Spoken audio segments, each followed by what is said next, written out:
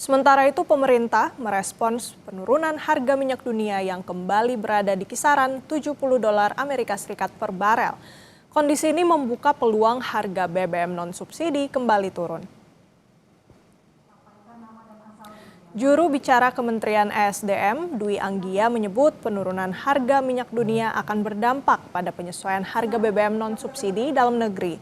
Karena harga BBM non-subsidi mengikuti harga keekonomian.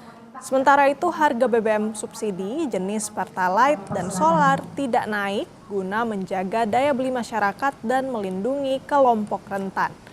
Penurunan harga minyak dunia dipicu rencana dibukanya kembali jalur pelayaran Selat Hormuz, menyusul kesepakatan damai Amerika Serikat dan Iran yang mendorong harga minyak dunia turun ke kisaran $70 Amerika Serikat per barel. Apakah bisa turun? Pasti.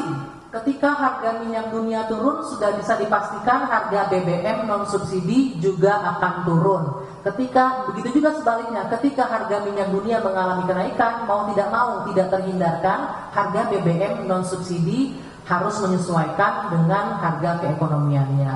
Kalau tidak, ini akan mempengaruhi keberlanjutan atau keberlangsungan pengadaan energi nasional.